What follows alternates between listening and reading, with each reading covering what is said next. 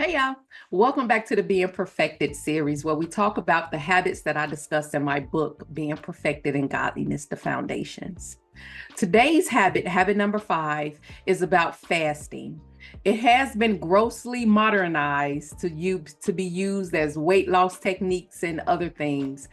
And sometimes it's overlooked in our Christian journey unless we have a very dire and specific need.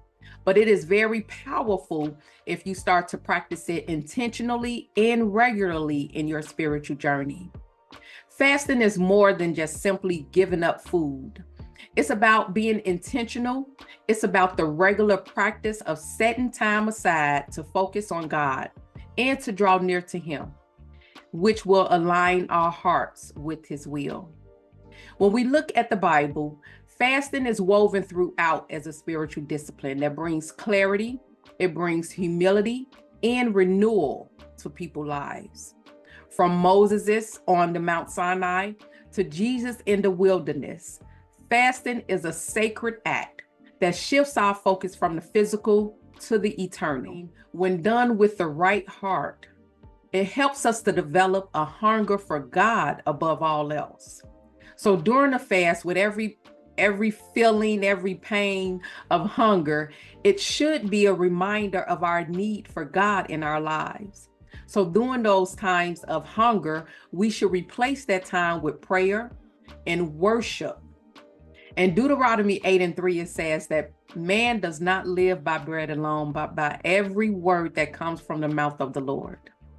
So fasting should shift our focus. It's not just about denying ourselves food. It's about nourishing our spirits instead with the word of God and bringing in His presence into our lives. In Matthew 6:16 through 18, Jesus gives us clear instructions on how to fast. He tells us not to make it a show, but to fast quietly with our focus on God. Why? Because fasting is an intimate act of devotion. It's a personal time to humble ourselves before God, to seek His guidance, and experience His transformative power. Fasting also deepens our sensitivity to God's voice. In the book of Acts, we see that the early church fasted before making significant decisions. It's a discipline that helps us to set aside distractions and hear God more clearly. So if you're new to fasting, start small. Maybe it's skipping one meal in that day and using that time to pray and reflect and to worship God. Over time, as your faith grows, you can extend your fast or fast for specific purposes, whether it's for clarity in decision making, whether you're interceding for loved ones, or simply to deepen your walk with God. In my book, I share biblical insights, practical explanations, and applications that will help you to approach fasting with a heart ready to receive from God. I want to encourage you today to take that first step.